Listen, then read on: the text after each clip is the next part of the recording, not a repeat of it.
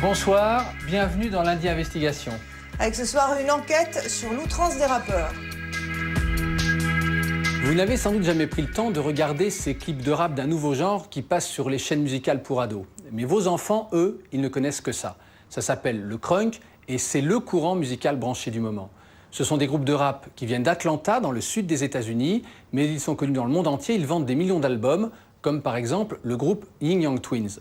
Le plus célèbre de ces rappeurs s'appelle Lil Jon, et c'est d'ailleurs lui qui a inventé le mot crunk, la contraction en anglais de crazy, fou, et drunk, bourré. Fou et bourré, mais pas n'importe comment, dans l'outrance, parce que l'outrance, c'est la valeur clé de ces gens du crunk, un art de vivre où la vulgarité machiste fait loi. Alors ce qu'ils aiment, ce sont les très grosses bagnoles bien clinquantes, ils aiment les diamants, à condition qu'il y ait plein de carats, ils aiment les grosses liasses de billets, mais pas moins de 100 $, sinon c'est nul et ringard, et ce qu'ils aiment par-dessus tout, c'est les femmes avec des gros popotins dans la rue, en train de faire le trottoir pour aller leur chercher de l'argent. C'est ce qu'on appelle la pimp culture, la culture des macros, là où la femme est objet et l'argent roi. Le crunk, c'est du rap, mais inspiré par le rock. Il y a une espèce d'attitude rock, punk. Et puis, il y a un fond rythmique qui est... Ça vient de ce qu'on appelait la bass. La bass, c'est la musique de Miami. C'est-à-dire que c'est de la basse très forte. Et cette basse, finalement, elle résonne avec le booty, c'est-à-dire le cul des filles qui doit bouger avec la basse. C'est quand même l'apologie de l'asservissement des femmes, du fric, la vulgarité. C'est une forme de violence, ça, quand même. Oui, non, mais certes, il y a des paroles qui sont extrêmement choquantes, mais qui sont finalement aussi choquantes que des paroles de personnages de la commedia dell'arte. C'est-à-dire qu'on sait quand même que ça n'est pas forcément un mode de vie. C'est une façon de se raconter une histoire à soi-même, c'est un peu de l'autofiction. Donc il y a toujours eu ce qu'on appelle l'ego trip dans le rap, c'est-à-dire on raconte des trucs sur soi, on dit je suis le plus fort, je vais t'écraser, ceci, cela. C'est pas pour ça que les gens s'écrasent les uns les autres. Commedia dell'arte, bon, d'accord, admettons. En attendant, regardez Crunk, l'outrance des rappeurs, un film d'Ariel Wiesman, de Mouloud Achour et d'Éric Perruchon.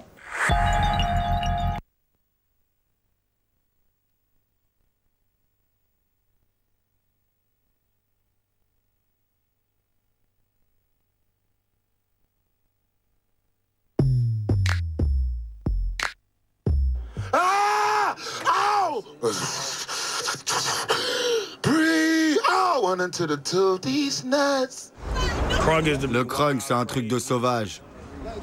C'est juste être libre et faire ce que tu veux. C'est ça le crunk.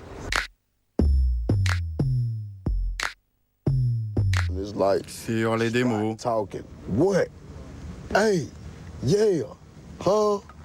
C'est pas du rap. C'est du crunk.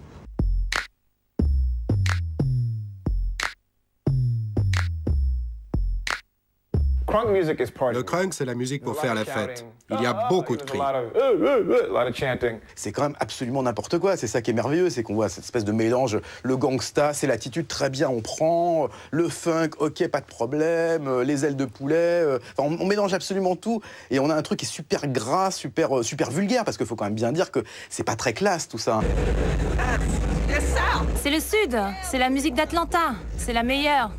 La crunk music, c'est la combinaison des mots crazy, fou, et drunk, bourré, et ils ont fait le mot crunk. Être crunk, c'est comme si tu mettais toute ton énergie dans un seul mouvement.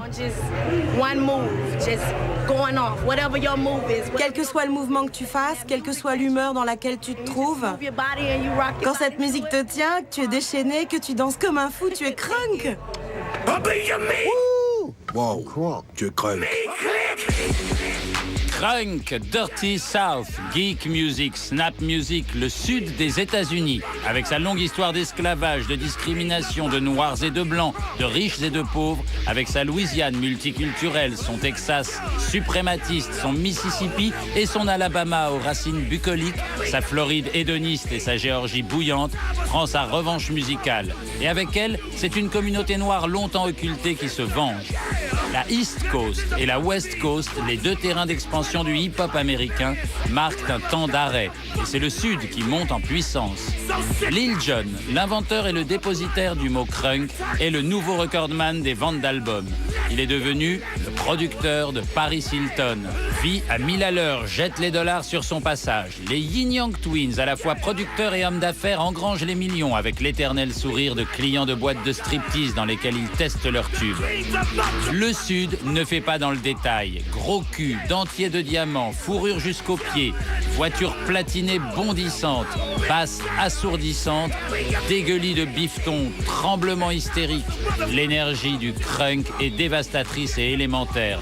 Elle se nourrit de l'esthétique du macro, de l'esprit originel du rock, de l'épaisseur du funk, suinte l'huile de friture, le sexe transpirant, la décadence nouveau riche. Les gangsters californiens et les businessmen du hip-hop new-yorkais peuvent trembler. The South is rising again. Voici l'univers hyper calorique et délirant du crunk. Belleville. Ici, dans le nord-est de Paris, on a entendu parler du sud des États-Unis. Chez Sharaf et sa bande, on bricole des rythmiques crunk, avec des basses ronflantes et un matériel rudimentaire. Sharaf est à quelques jours de son voyage à New York, où il s'est commandé le dentier de platine de ses rêves. Là, franchement, en 20 minutes, nous on fait pas des sons pour remplir des albums, nous on fait que des tubes. C'est ça? On fait que des tubes. Et en 20 minutes, on t'a chié un tube. Voilà. Rockstar Entertainment, mec. Hors la loi clique. C'est ça, qu'est-ce que tu veux? C'est ça, nous on est là, on fait du son, on fait des tubes, que des tubes. On fait pas des sons, ouais, mélancoliques, machin, on fait des sons mélancoliques, ce que tu veux. Mais si tu veux ton tube, il passe en boîte, viens acheter des sons chez nous, gars. Ce son en live, mec, vous allez vous le prendre bientôt. Vous avez eu la création en live, bah bientôt vous allez vous le prendre. Ça va être difficile.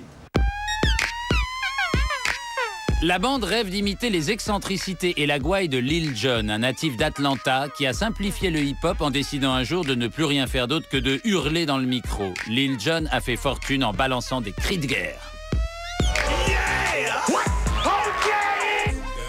Bienvenue chez moi à Miami, je suis Lil Jon, entrez, je vais vous faire visiter. Ça, c'est la vie de Lil Jon, entrepreneur en musique, en fringues, en boissons et producteur tous azimuts. Et c'est le fric, les stripteaseuses, la dope, les voitures qui font vibrer le sol par leurs infrabasses. Lil Jon pèse plusieurs millions de dollars. Son soda, le Crunk Juice, est en vente dans les grandes surfaces. Le minuscule Lil Jon est entouré d'avocats, de gardes du corps et change toutes les semaines de portable pour échapper aux sollicitations. MTV Cribs, l'émission de MTV qui fait rêver les jeunes en filmant les possessions matérielles des stars du hip-hop, a montré maintes fois ses chaînes en or de plusieurs kilos, ses voitures vintage au dernier cri du tuning, ses coupes à cognac couvertes de diamants et bien sûr ses inconditionnels groupies, marque de fabrique de cet univers de clips et de contes de fées. Comme Atlanta, le Chocolate est un endroit unique, explosif, hors du monde. En masse et sur les rythmiques minimales des Yin Yang Twins, de D4L, de Bohagon ou de Ludacris, un public à 100% afro-américain sursaute, tremble, slame. Les filles rivalisent d'agilité et d'audace exhibitionniste. Le postérieur, le booty, est le centre d'une véritable frénésie entre parade sexuelle, transe et désinhibition totale. Le booty se montre, l'argent lui répond et les hurlements dans le micro ponctuent la célébration. Immersion dans la marmite du crunk. Si tu cries « Qui a envie de sexe ?», c'est sûr que tout le monde va gueuler. Je dis des choses évidentes pour que les gens fassent le plus de bruit possible.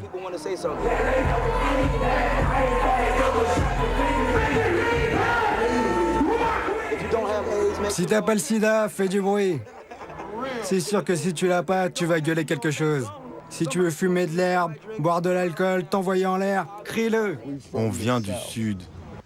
Le Sud, c'est vrai que c'est un endroit, bon, il faut quand même savoir qu'il y a cette espèce de ceinture de chasteté, j'allais dire, qu'on appelle le Bible Belt. La Bible Belt, la ceinture de la Bible, ça veut dire qu'il y a un certain nombre d'États qui sont ceux du Sud, dans lequel, effectivement, je vais pousser un peu, mais c'est un peu ça, les Noirs vont baisser les yeux quand ils voient passer un Blanc, tout le monde va aller à l'église le dimanche, enfin, on va retrouver des espèces de vieux trucs qui ramènent à des époques assez sombres et antédiluviennes de l'histoire de la culture américaine.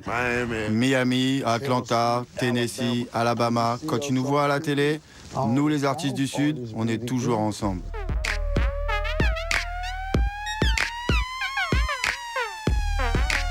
Tout ça est une espèce de grand gombo, de grande sauce qu'ils aiment bien triturer. Et c'est vrai que le crunk et la musique du Sud au sens large, c'est vraiment ça. C'est une mixture improbable de 10 000 trucs contradictoires qui forment une sauce finalement qui peut être, quand c'est bien fait, assez excitante.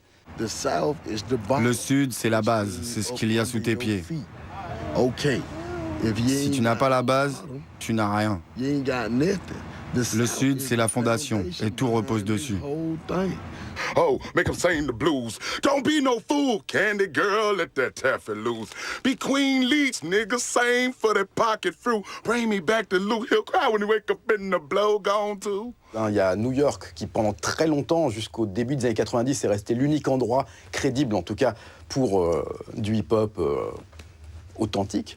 Bon, avec Dr. Dre, NWA et quelques autres, à la fin des années 80, début des années 90, on a commencé à avoir le gangster rap et donc plus généralement le rap de Los Angeles, le rap californien. Donc finalement, il n'y avait pas vraiment de place entre ces deux pôles-là pour autre chose, jusqu'à ce qu'effectivement le Sud amène cette espèce de délire et de grand n'importe quoi, parce que c'est quand même absolument n'importe quoi, c'est ça qui est merveilleux. Ce qu'il y a de plus étonnant, c'est la manière dont le public réagit au crunk dans les boîtes. Il ne danse pas vraiment, il s'excite, il joue des coudes, des épaules, dans tous les sens. C'est un peu comme le pogo. Vraiment, je suis surpris qu'il n'y ait pas 50 bagarres par soirée. Finalement, le crunk, c'est l'alternative ghetto du pogo. Mais aussi violent que ça paraisse, tu ne peux pas nier que les gens adorent cette musique quand tu les vois danser dessus.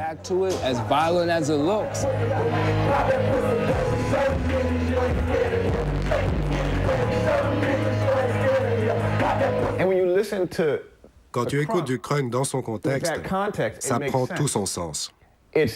Ça a un côté très gras, très viril, très bagarreur, avec des refrains très puissants. Et son énergie très agressive fait penser au punk. Comme pour le punk, il y a un côté très « je m'en branle » dans le crunk. Dans la communauté noire, les éructations du crunk ne font pas forcément l'unanimité. Des voix commencent à se faire entendre pour interpeller le machisme, le consumérisme, l'apathie, devenus des valeurs cardinales de la jeunesse du Sud. Pour Beverly Guy Sheftal, professeur au Spelman College d'Atlanta et figure féministe afro-américaine, il est urgent de réagir, voire de condamner, s'il est encore temps, l'emprise idéologique du hip-hop sur la communauté. Ce Sud-là n'est pas celui dans lequel j'ai grandi. Ce n'est plus le Sud des États-Unis où il fallait s'asseoir à l'arrière des bus. Mais ça reste une région du pays où la couleur de ta peau détermine énormément ta vie. C'est ça le Sud. Je vous dirais que les États-Unis n'ont toujours pas réglé le problème du racisme, ni celui de la pauvreté. To be solved either.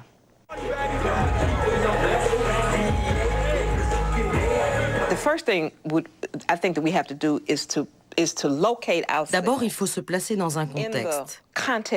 Il faut comprendre que la plupart des jeunes d'ici sont élevés dans des quartiers qui font penser à des zones de guerre.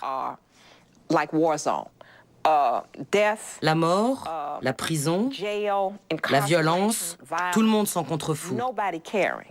Mais ce qu'il faut savoir, c'est que nous, on est ici, eux, ils sont là-bas. La vie qu'on mène ici, c'est pas la même qu'eux, ils vivent là-bas. Les problèmes sociaux qu'on a ici, c'est pas les mêmes qu'ils ont là-bas. Les gars, ils ont pas d'assurance maladie, ils peuvent pas... C'est pour ça qu'ils ont des fois des dents en or ou des trucs comme ça. C'est pas pour faire comme Joey Star et fait, ils se mettent un vieux dentier comme ça. Ça n'a rien à voir. C'est parce que les gars, ils peuvent même pas se payer, ils ont des rages de dents, ils perdent leurs dents et ils se mettent des dentiers. Parce qu'ils ont... Les gars, c'est ça qui crée la folie. En fait, je pense que c'est c'est la folie autour de la musique. Ce qui est extrême, c'est déjà leur vie, en fait. Donc leur musique, elle est comme leur vie, elle est extrême. 1865, date de l'abolition de l'esclavage, n'a pas marqué l'entrée du Sud dans une ère d'égalité et de tolérance. Il a fallu se battre pour les droits civiques, tenir tête. Depuis Martin Luther King, Rosa Parks et d'autres, les Noirs choisissent leur place dans le bus, votent sans crainte et les cas de discrimination sont parfois portés devant les tribunaux. Pour la communauté hip-hop, le combat quotidien n'est plus celui des droits, c'est celui du dollar, de sa possession, seul apte aux États-Unis à assurer liberté et dignité. Pourtant, il y a peu encore, les meurtres occasionnels du Ku Klux Klan ou l'inégalité devant le cyclone Katrina ont rappelé le Sud à son histoire complexe. Edward G., producteur et animateur radio, figure de proue de la communauté afro-américaine d'Atlanta, a connu plusieurs époques, celle de la conquête de l'égalité et celle de la conquête du marché du disque par les rappeurs du Sud. Bien sûr, il y a des problèmes raciaux, sociaux, économiques. Mais quand tu vois constamment de l'injustice raciale autour de toi, ça t'affecte forcément quelque part. C'est pas à l'échelle de ce que tu entends dans les disques, mais c'est une réalité. C'est pour ça que les disques se vendent si bien, parce que beaucoup de personnes peuvent s'identifier à ce que tu peux entendre sur les disques de crunk. La pauvreté est un problème qui est loin d'être réglé. Une seule solution à la pauvreté, l'enrichissement. Le hip-hop ne donne plus depuis longtemps dans l'utopie. Mais si leurs ambitions sont planétaires, les goûts culinaires des rappeurs vont vers la soul food, la cuisine métissée traditionnelle du Sud. Voici les Yin Yang Twins et leur bande, sérieux prétendants au titre de roi du Sud et de roi du hip-hop tout court. Leur énergie, leur aisance à pondre des tubes hédonistes et leur humour sophistiqué leur valent des hordes de fans. D-Rock et son frère Kane, les jumeaux Yin Yang, sont des personnages, des comédiens imprévisibles. Devant son producteur Mr. Collie Park et sa horde d'A-Musicians, D-Rock, qui vient de se lever, mais est déjà en grande forme, nous explique en quoi il n'est pas le nouveau Michael Jackson. Ce qu'il y a, c'est que je veux rester noir.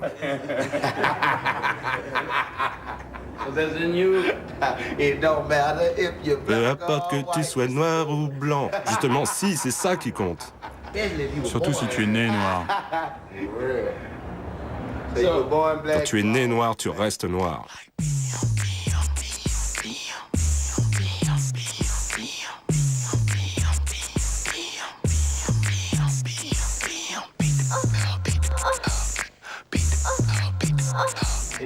Est-ce que c'est plus facile aujourd'hui d'être noir et riche? Oui, parce que maintenant nous sommes plus éduqués. Il y a plus de noirs riches et diplômés que juste des noirs bêtes et riches. Il y en a un bon paquet. Il y en a qui sont vraiment cons, mais ils ont trouvé comment se faire du blé. Il y a beaucoup de noirs éduqués, tu ne les vois pas forcément sur le devant de la scène. Ils restent dans l'ombre. Il y a des médecins, des avocats. De nos jours, un homme noir peut exercer n'importe quel métier. Il n'y a que les jeunes qui ne font rien. La jeune génération, elle se fout de tout. Elle veut juste fumer de l'herbe, écrire des rimes, devenir rappeur, quoi.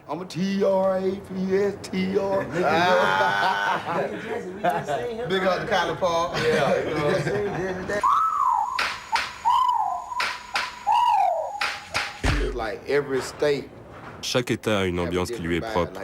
Par exemple, il y a le Chop and Screw qui vient du Texas. Ça, c'est leur son. C'est un mouvement qui s'étend au-delà du Texas. Parce que pas mal de personnes commencent à boire du sirop de codéine et comprennent cette musique. Le chopped and screwed, c'est la mode du Texas. On prend des morceaux et on les ralentit, on les hache. L'effet désiré, être à la bande-son d'une drogue bon marché, le sirop de codéine, un médicament contre la grippe qui ralentit le corps et le cerveau immergés dans le club. Plus personne ne peut s'en passer. Ça te ralentit en quelque sorte. T'es complètement à la masse.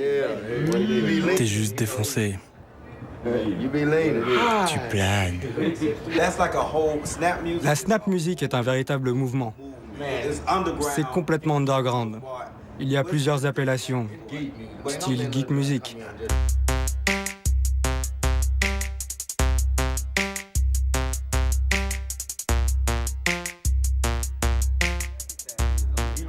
Tout le monde appelle ça de la snap music.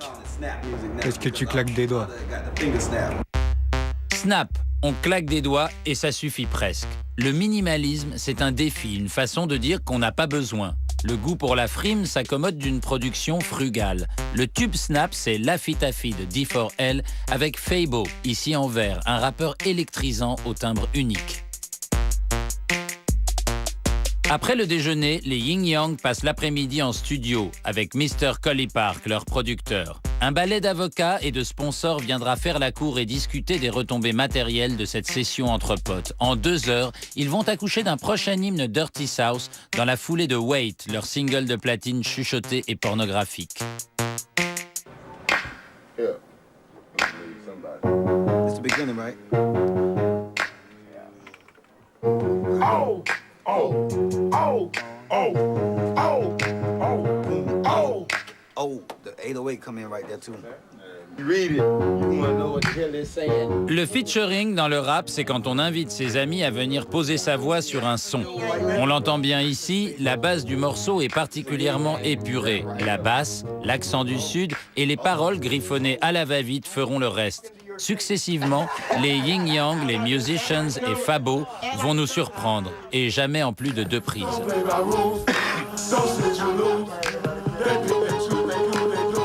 A couple women, type of occasion. Even rainbow, nookie color so amazing. Red say she like to have sex in the bed, in the car, cause her brains up the par. She's a winner, but Aisha keep hitting me up. Ready to cut and cook me some dinner. Aisha's a must. You know it ain't no rules for the stuff you go through. Either win or you lose. Yeah, in between you're confused. Let's get it all correct. You met her in the club. Le thème, les stripteaseuses et les règles du jeu à suivre avec elles, fait sourire D-Rock.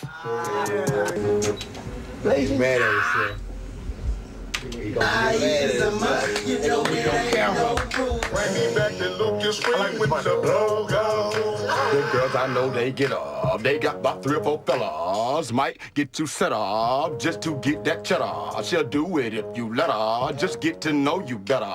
She'll let you cut her. So I hope you got some rubbers. Soon as you start to nut up, there go about 2 or 3 fellas telling you not to get up, cause you don't want to get wet up. The money is on the dresser.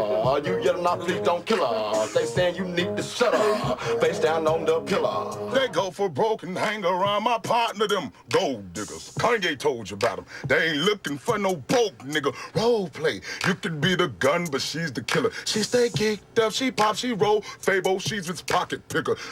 Girl, do what you do. Make us sing the blues. Don't be no fool, candy girl. Let that taffy loose. Be Queen Leach. I can't. You gotta turn my mic up, cause it's like it's going in and out. So it's slow, like it's slowing me down behind the beat. Girls I know they get off. They got about 3 or 4 fellas. Might get you set off just to get that cheddar. She'll do it if you let her. Just get to know. Le mot à la mode, lâché ici par Fabo, c'est Gold Digger, un écho d'un tube de Kanye West. Pour certains rappeurs, les filles sont des chercheuses d'or, malines et sans foi ni loi, à qui il faut parfois rappeler avec humour et virilité les règles élémentaires. They say you need to shut up. Face down on the pillar. The girls I know. Don't play by rules, don't shoot you lose. They do, they do. Ravcha mec, je vais faire ma chico en diamant et platine, c'est chaud. J'ai déjà 12 ans en platine dans ta gueule, t'es pas prêt pour moi. Mec, je suis un homme riche, merde.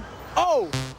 Hey! Sharaf et son pote Willow sont aux anges. Les rues de New York ressemblent en tout point à la mythologie à laquelle ils adhèrent depuis longtemps. Ils aiment se sentir chez eux avec les Quinri, les Américains dans la langue des cités.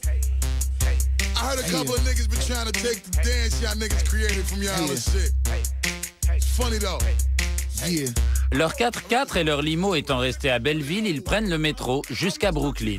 Aujourd'hui, ils vont étancher une soif bien américaine, celle de cet or 14 carats, le préféré des rappeurs, qui a colonisé depuis longtemps les phalanges et les poitrails des stars du ghetto. Aujourd'hui, c'est dans la bouche que ça se passe. You have my new bro? Yo, man, I got your shit right here, bro. I know it's the summertime, but your left and got me funky loose. Get low, don't be shy.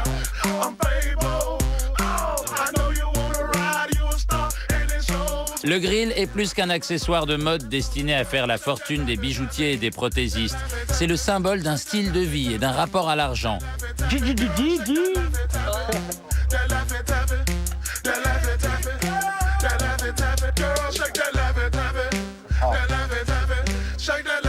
These 5,000. These guys 7,000. These 2,000.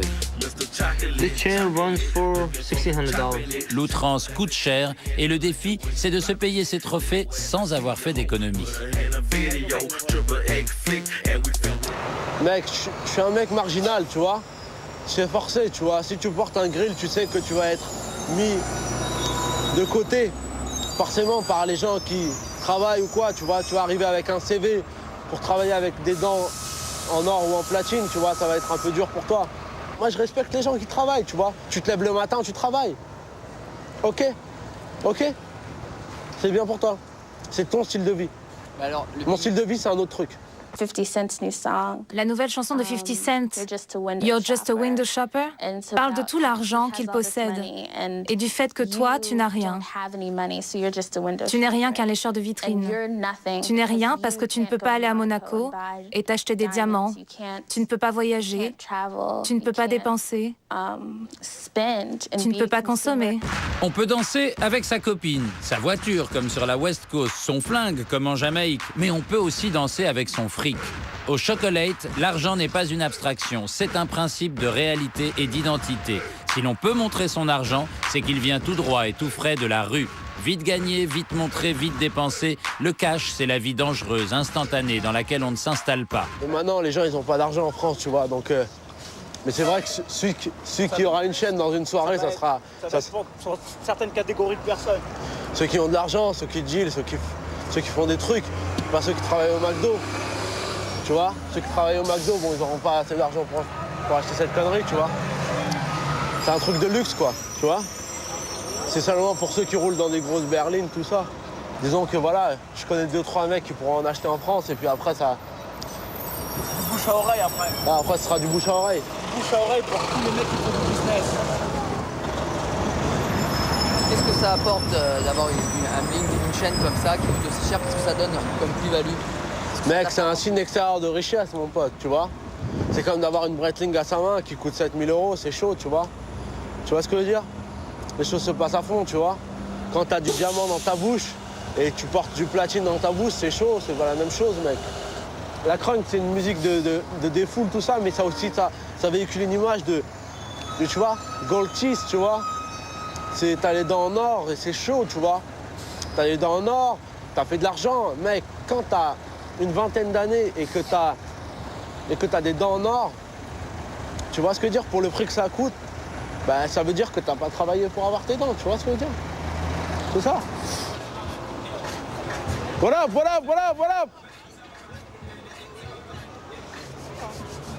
Tu te prends ce jeune qui roule dans une 4x4 de luxe, mec, c'est chaud. C'est chaud.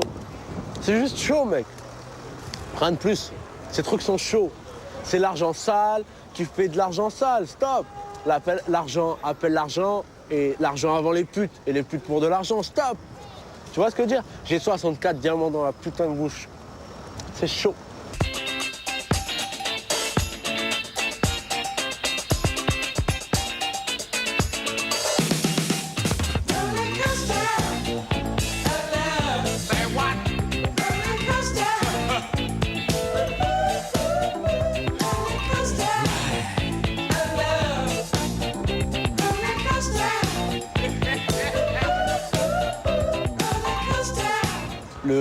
Le fait d'avoir une chaîne autour du cou, c'est comme si tu disais aux gens qui ont de l'argent, j'en ai aussi.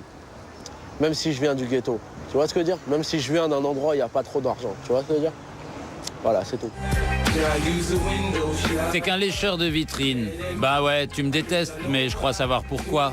T'es qu'un lécheur de vitrine. Devant un bijoutier, tu ressembles à rien et tu peux rien acheter. T'es qu'un lécheur de vitrine. Dans le monde du deal, tu crois que tu peux y arriver, mais t'es qu'un lécheur de vitrine. Ça te fait du mal hein, quand tu me vois passer. Il y a cette chanson des Yin Yang Twins qui viennent d'Atlanta. Ça s'appelle Wait, The Whisper Song, la chanson murmurée. Le refrain fait « Attends de voir ma bite, attends de voir ma bite, je vais te défoncer la chatte ». La sexualité est forcément liée à un rapport de violence. Le rapport sexuel se résume uniquement à la pénétration masculine. C'est un rapport de force dans lequel la femme est passive. Il n'y a rien de mutuel. Son plaisir, sa jouissance ne comptent pas.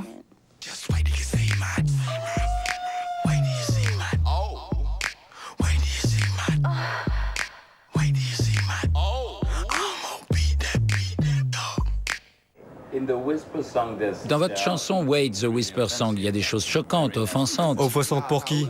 Pour les femmes. Non, attends une seconde. Écoute. Quand tu es dans une boîte de nuit, la musique est forte, t'es défoncé, elle est défoncée. T'es dans la boîte et tu viens de la rencontrer. Tu vois, c'est chaud entre vous. Qu'est-ce que tu vas lui dire?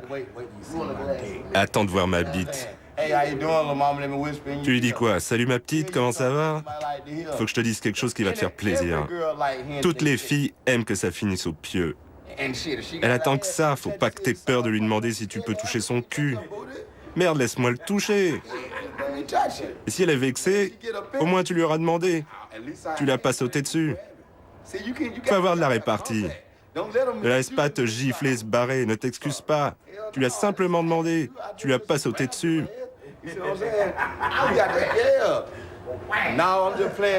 Le truc, c'est que je suis un vrai salaud. Un mec, c'est tout. Si tu ne demandes pas, tu n'auras jamais rien. Faut pas être gêné de lui dire « Attends de voir ma bite ». Elle te répondra « Oui » ou « Non » ou « Peut-être ».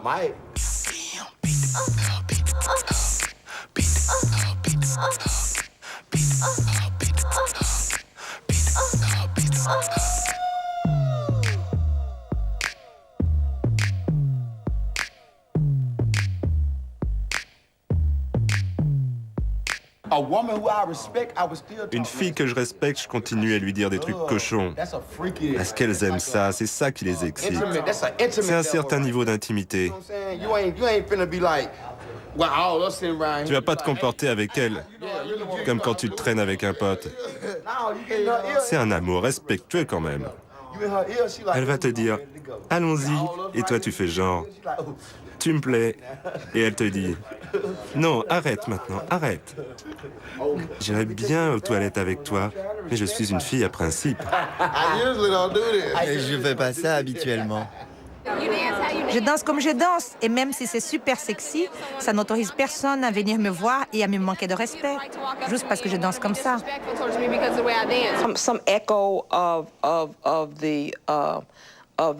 Il y a une certaine notion de la femme noire comme étant immorale, amorale, sexuellement insatiable. C'est la notion de la femme esclave. Ils font genre, hé, viens là, toi. Des choses de ce type.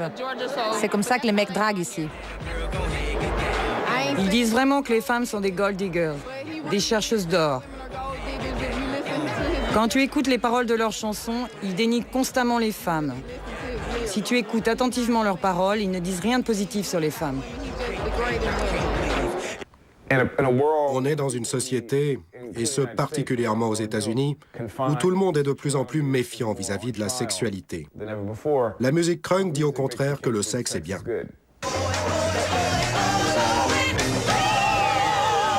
On l'aura deviné, le crunk ne se distingue pas par son féminisme.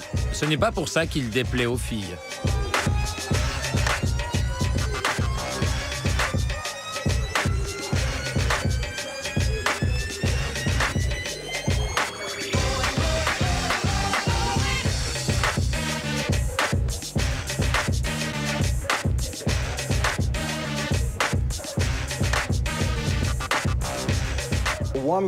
Quand quelqu'un devient crunk, il est super excité et tout le monde se joint à lui. Et tout ce que tu ressens, c'est de l'amour. Un sentiment d'amour. L'envie de profiter au maximum du moment présent, aussi longtemps que possible, d'élever ce sentiment à son paroxysme. C'est pas juste ça, tu veux aussi que tout le monde autour de toi soit dans le même état d'esprit. Je ne pense pas que le crunk soit aussi problématique que 50 Cent pour les jeunes. Concrètement, 50 Cent fait l'apologie du mode de vie des trafiquants de drogue et de la violence. Et c'est en partie pour cela que ça se vend. Le crunk ne fait pas la promotion de la violence, mais celui du sexe. Je préfère le crunk qui vend du sexe plutôt que 50 Cent qui, lui, vend de la violence.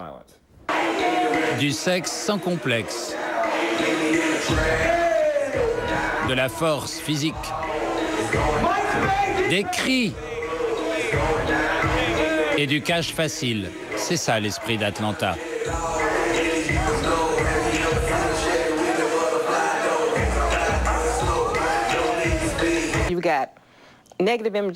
D'un côté, vous avez l'image négative de la femme noire, et de l'autre, celle très sexuelle de l'homme noir. Ça alimente un stéréotype négatif sur les Noirs, qui est diffusé auprès d'un large public, y compris les Noirs. Tout dans cette musique est basé sur l'échange. Je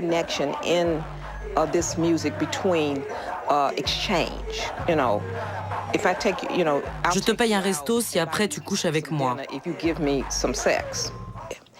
Si tu écoutes cette musique depuis l'âge de 5 ou 6 ans, tu ne conçois plus les relations qu'à travers l'échange matérialiste.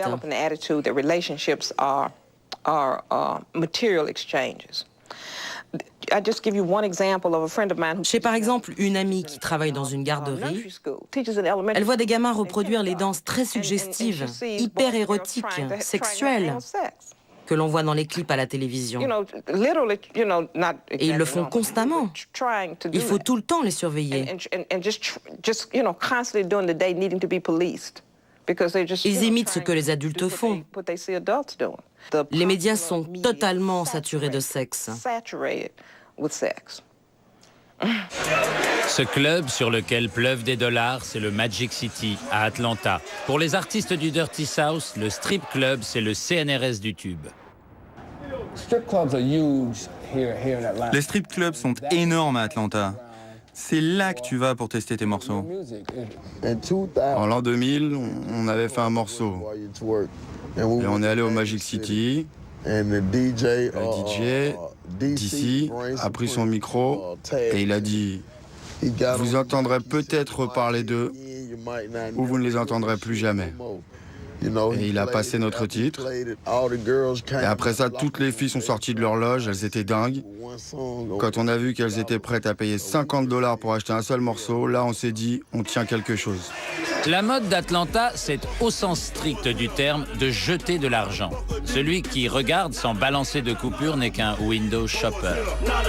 Les filles venaient nous voir en nous disant « Quand on passe votre disque pendant une soirée calme, je peux me faire dans les $3000. Merci, j'adore votre musique. » Si les filles aiment bien un morceau, elles vont bien danser dessus.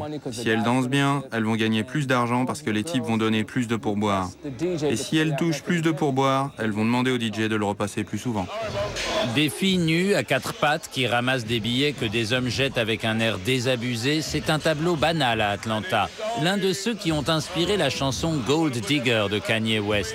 Les billets ramassés sont comptés et partagés. Et si le compte des stripteaseuses est bon, le marché du disque dira oui. Si les chercheuses d'or ont trouvé un filon, les rappeurs pourront se payer des bijoux. Des paquets de billets. Quand je vais dans un club, je prends un bon paquet de billets. Je veux des putains de billets bien neufs, bien empaquetés par centaines. Des billets qui sortent de la banque comme si je venais de la braquer. Avec mon petit tas de blé sous le bras, je fais pleuvoir les billets dans tout le club. Ça ressemble à de la pluie dans le club. C'est des billets qui tombent. Des centaines de billets. Et toutes les filles se jettent dessus comme de vrais petits cafards.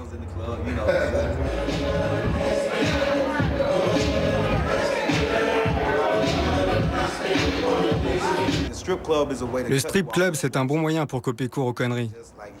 Tu sais tout de suite ce que va donner ta musique.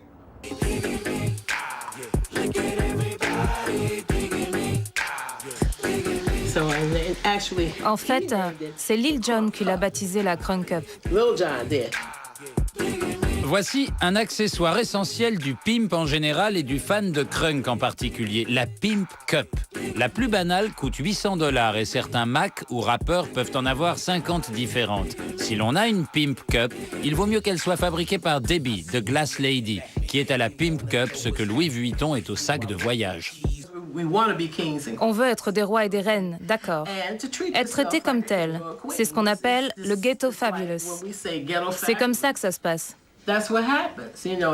Ça n'est pas anormal pour ces types de dépenser des dizaines de milliers de dollars pour leur garde-robe, pour l'endroit où ils habitent, pour leur voiture.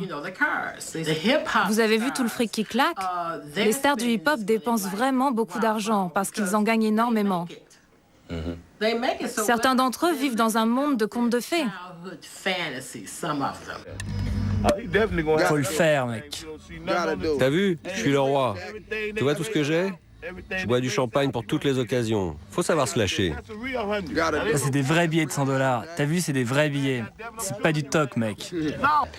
Vous avez remarqué la coupe de Pimp C? C'est des véritables billets de 100 $ à l'intérieur. Il m'a dit, Miss Debbie, je veux une coupe avec des billets dessus. Samuel Blumenfeld est critique de cinéma au Monde. Il est éditeur aux éditions de l'Olivier de Pimp, d'Iceberg Slim, la bible de l'esthétique pimp macro afro-américaine. Il y a un critique musical américain très connu qui s'appelle Greg Tate, critique noir américain, donc on ne veut pas... Et qui dit cette chose absolument pas correcte, qui est, pour lui, la communauté noire est la seule communauté aux États-Unis qui se prostitue elle-même. C'est en l'occurrence qui fasse commerce des pires clichés qu'ils véhiculent. En l'occurrence des clichés d'hypersexualité, de machisme. En l'occurrence qui se disent, ah bah tiens, puisqu'on nous considère comme des dealers, des gangsters et des macros, bah on va se conduire comme tel, et on va s'afficher comme tel, et on va s'habiller comme tel. Ce soir, je veux toutes les putes qui sont dans le coin. Je veux qu'elles payent pour le respect qu'elles doivent à leur enfoiré de Mac. On les commande, on est leur dieu, bordel. Quand on voit ce défilé de pans fabuleux, ces pimps à la fois hyper mâles et quasi féminins, on a du mal à s'imaginer que ces hommes gagnent leur vie en exploitant le travail sexuel des femmes. Pourtant, gadgetisé par les rappeurs comme Snoop, le pimp ou macro est un descendant direct de l'ordre esclavagiste. À l'époque, le maître donnait double ration de nourriture au mari de l'esclave dont il prenait les faveurs.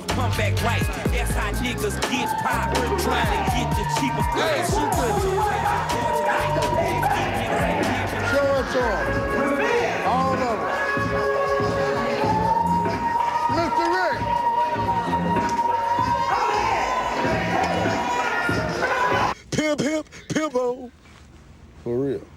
Moi, mon livre de chevet, c'est Pimp, Iceberg Slim, Iceberg Slim. C'est mon livre de chevet. Ouais.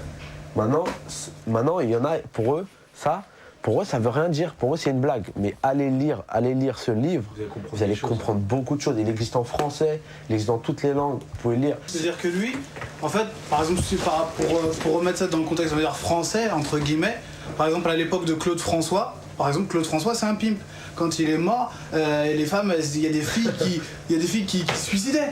Tu vois, le gars, il provoquait tellement, il avait une vibe tellement énorme qu'il y a des filles qui se suicidaient. Ouais, lui, c'était une star. Bah, lui, sans chanter, Iceberg Slim, sans chanter, le gars, juste en étant dans la rue et en faisant quelque chose d'illégal, et ben le gars, voilà, il a son livre et il est respectueux aux États-Unis partout et c'est une star. L'écrivain était vraiment, l'écrivain était vraiment macro, tu vois. C'est la première fois que s'exprime la mythologie du macro.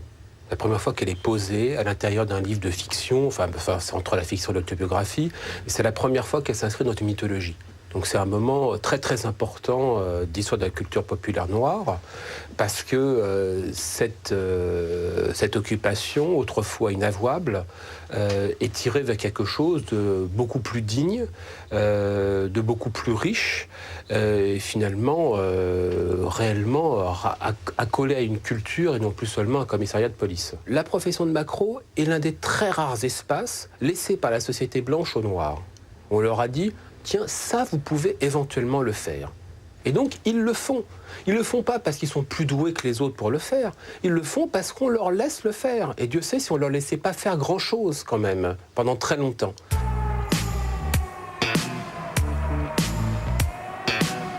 Bishop, Don Bishop, 40 ans d'une carrière de Mac authentique. Aujourd'hui rangé, mais toujours bien connecté, Bishop vend le folklore des pimps aux rappeurs qui en font un usage commercial. Ami de Snoop Dogg, de Puff Daddy ou Lil Jon, Bishop est aujourd'hui une garde-robe ambulante, mais il fut jadis un sérieux player, un vrai dur.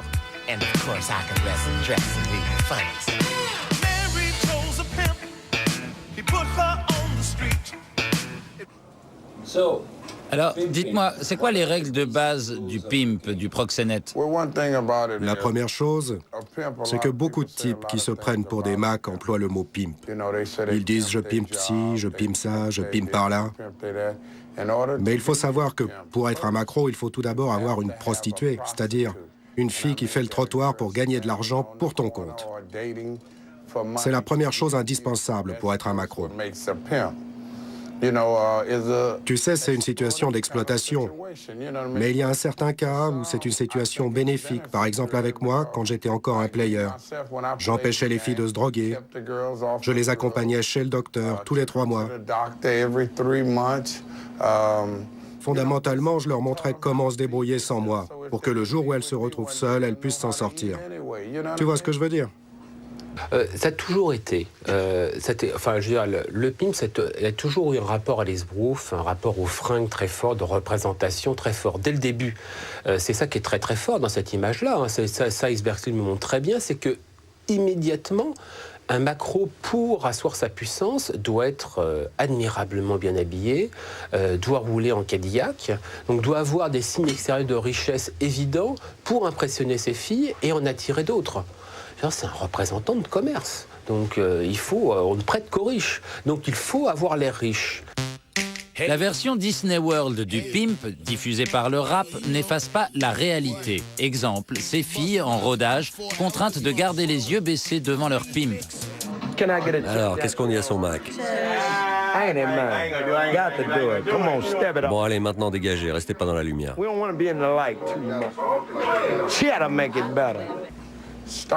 Le style, c'est très important. Parce qu'un maquereau n'est bon que quand il brille. Être un pimp qui brille, c'est un critère de qualité.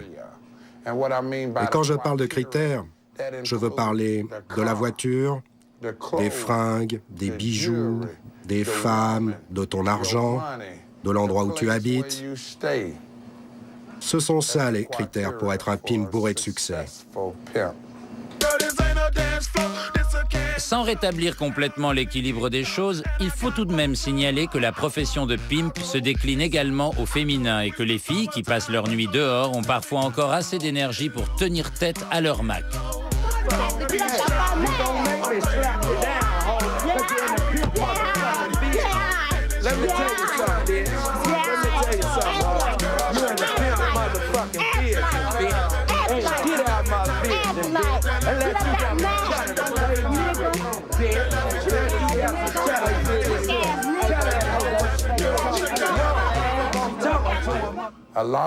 Beaucoup de femmes acceptent de coucher avec toi, mais il y en a très peu qui sont prêtes à te donner leur argent, surtout si elles doivent t'entretenir.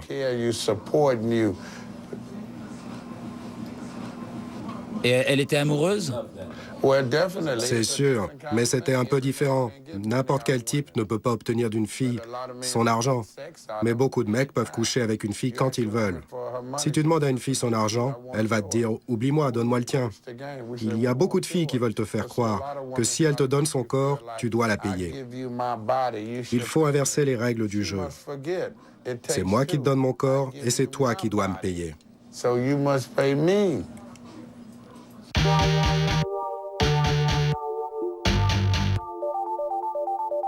Smoke some, bitch. GK. Hold up. Talking about.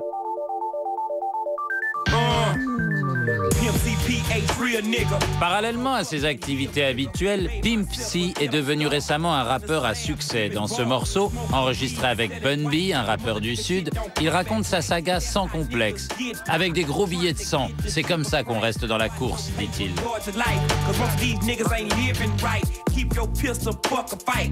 Ce soir, à Chicago, c'est le Players Ball, une sorte de convention annuelle des pimps américains. Un pur concours de costumes, de bijoux, de voitures et de filles. Rolling in something foreign, no leather gripping. Yeah. I handle my business, so I think I deserve to. Hey, when I came in the door, I said it before. I never fuck a hoe without head no more. I never pull up with nothing less than a foe. And I smoke cigars, it ain't just for the show. Elles n'ont pas de chaîne à leurs jambes. Si elles le veulent, elles se cassent. Rien ne les empêche de partir quand elles le souhaitent. Il y a une règle ici. Si une fille ne veut plus rester à tes côtés, elle peut très bien partir. Elle ne reste pas par force, c'est par choix. Garder sa fille, ça veut dire tout simplement lui taper dessus régulièrement pour qu'elle ne parte pas chez un macro concurrent. Entre autres choses. Donc il y a tout type de torture à appliquer sur elle parce qu'il s'agit de taper dessus, mais il ne faut pas trop abîmer la bête, sans quoi elle ne pourra plus rapporter grand-chose une fois dans la rue. This is the most valuable pimp award here, and this goes to none other than my man, Pimp C. Cherry, please give him a round of applause. Cherry. Pimp C est élu macro de l'année et reçoit de Bishop un titre quasi royal dans l'underground afro-américain. Il a fait une bonne année et ses filles sont contentes de lui.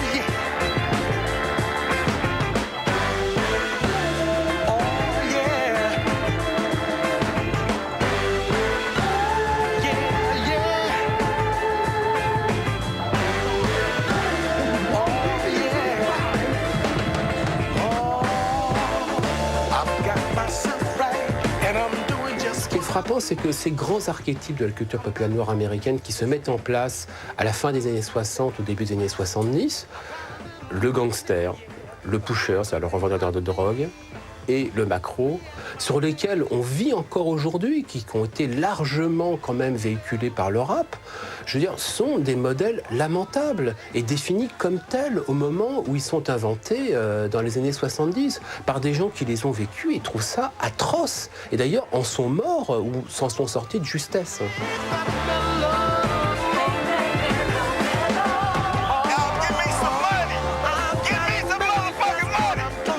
Maintenant, 30 ans plus tard, on se retrouve avec une partie du hip-hop qui hérite de cette mythologie, qui la véhicule et gagne des milliards de dollars avec. Simplement, ils n'ont pas vécu, ils n'ont pas le vécu d'Iceberg Slim, ils n'ont pas celui de Richard Pryor. Richard Pryor est quelqu'un qui a grandi dans un bordel. C'est un fils de pute. Donc l'enfance de Richard Pryor, c'est quelqu'un qui ouvrait la porte, quelqu'un venait sonner à sa porte, il ouvrait sa porte, il voyait un grand monsieur, noir ou blanc, qui lui disait « Bonjour Richard, est-ce que ta maman est là parce qu'elle est censée me tailler une pipe dans 5 minutes ?» C'est ça la vie de Richard Pryor. Donc, étant un enfant de putain, quand il raconte cela, lorsqu'il en a fait la mythologie, il y a une douleur à énoncer cette mythologie. Il sait d'où elle vient, ce qu'elle véhicule et ce que ça lui coûte de prononcer chaque mot.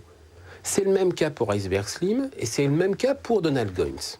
Donc il n'y a plus de signification du macro. Vous êtes simplement un homme bien habillé avec des gonzesses et des bagnoles. C'est nul.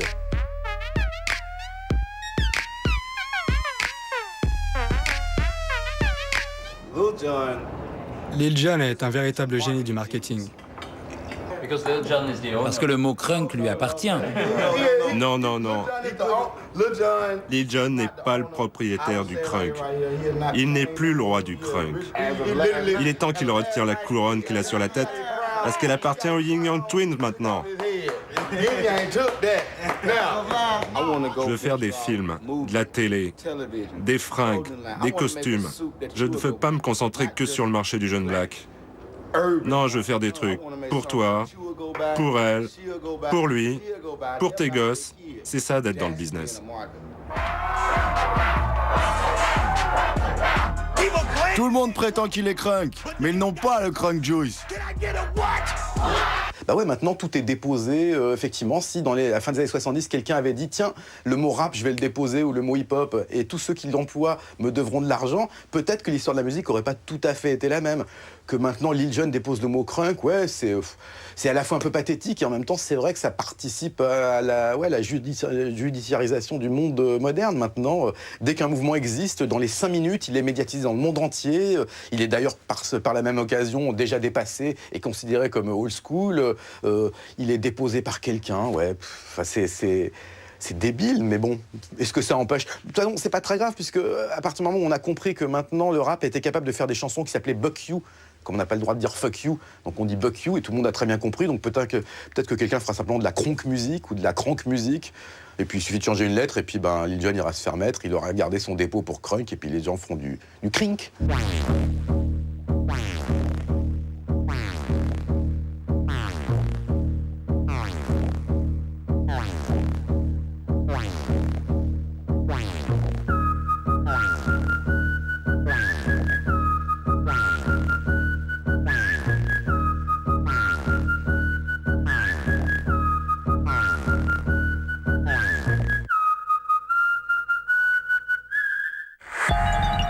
Dans le prochain Lundi Investigation, une expérience très particulière. Un journaliste a passé 3 semaines dans la peau d'un SDF, sans argent, sans contact, pour enquêter sur le monde de la rue. La réalité des SDF comme vous ne l'avez jamais vue, à hauteur d'homme.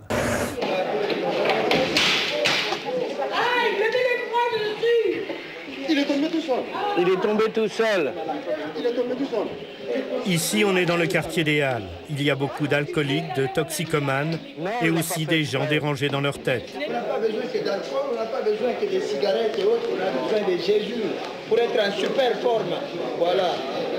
Allez, on ferme.